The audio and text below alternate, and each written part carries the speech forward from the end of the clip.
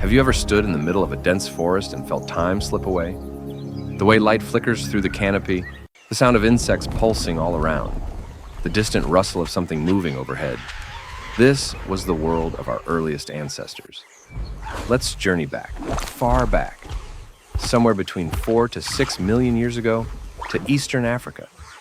This land, now home to vast savannas and iconic wildlife, once held something very different: forests.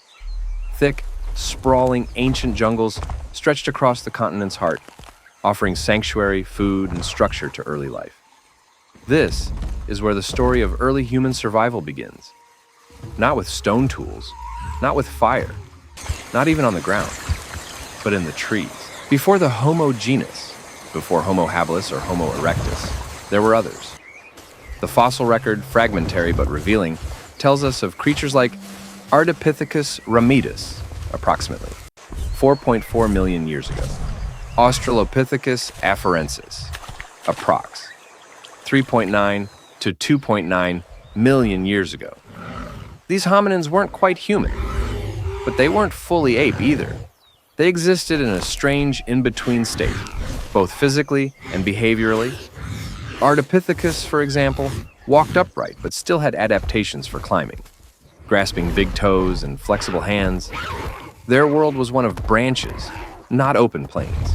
And like chimpanzees today, they likely relied on fruit, leaves, and insects for sustenance. But here's what's crucial. Upright walking, bipedalism, was already beginning. Why would a forest dweller start walking? Theories abound. Some suggest that bipedalism helped early hominins carry food or infants more efficiently, see over tall grasses, regulate body temperature under the sun, move between forest patches more effectively. This transition may not have started in the grasslands, as previously thought, but in wooded environments, where walking on two legs while also climbing trees offered survival advantages. Bipedalism became a core trait long before the brain expanded or tools were shaped. And this change wasn't immediate. Evolution doesn't press a button. It rewrites the blueprint over countless generations. Let's picture a day in the life of Australopithecus afarensis. Somewhere in what is now Ethiopia, a group of hominins navigates a mosaic landscape. Dense trees interrupted by open clearings.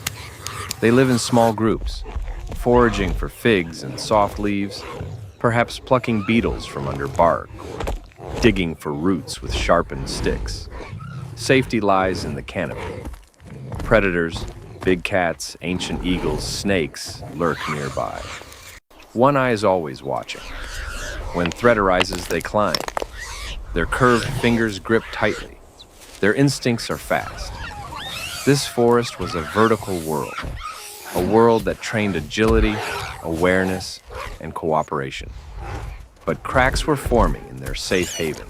Around 5 to 7 million years ago, the Earth began to cool. Not all at once, not everywhere, but in subtle, steady waves. Tectonic shifts started lifting the East African Rift Valley, changing rainfall patterns. Forests began to fragment, and that fragmentation led to opportunity and risk. As rainforests shrank and grasslands expanded, early hominins faced new challenges: fewer fruit trees, less cover, and more competition. This wasn't a choice.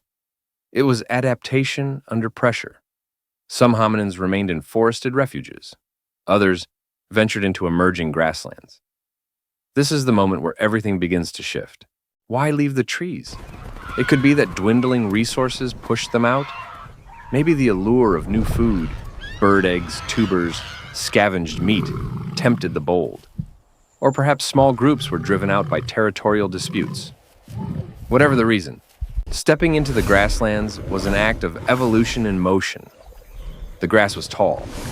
Cover was limited. The predators were faster. There were no trees to climb, and the open sun exposed every movement. But it also presented new sights: carcasses left by predators, insects in the soil, burrowing animals. The forest couldn't offer these. This was not survival as they knew it. It was survival reinvented. While we don't have direct evidence of speech from this time, Many paleoanthropologists believe early hominins had rudimentary vocalizations and gestures to communicate warnings, food discoveries, or group movement. Being able to pass on information, even in simple forms, was a survival edge. Which areas were safe? Where did the big cat hunt? Which routes were edible? In a world without writing or maps, memory and mimicry were life-saving tools. And in this, we glimpse the early glow of culture, the slow generational transfer of knowledge. Not innovation yet, but inheritance. Let's not romanticize this period. It was dangerous, brutal. Every day carried risk. Fossil evidence shows ancient bite marks on early hominin bones. Lions, crocodiles, saber-toothed cats. They were all part of this ecosystem. Survival was not about dominance, it was about resilience. But the key is, they did survive. Somehow, through all odds, these small, bipedal, forest-turned savanna dwellers endured long enough to give rise to the line we now call human. So how did early humans survive 4 million years ago? They adapted. Not because they were stronger, but because they were willing to try. They walked when others climbed. They watched the horizon when others looked to the treetops, and they remembered.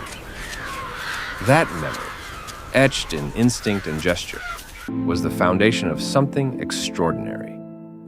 The next step in their story would reshape what it meant to be human.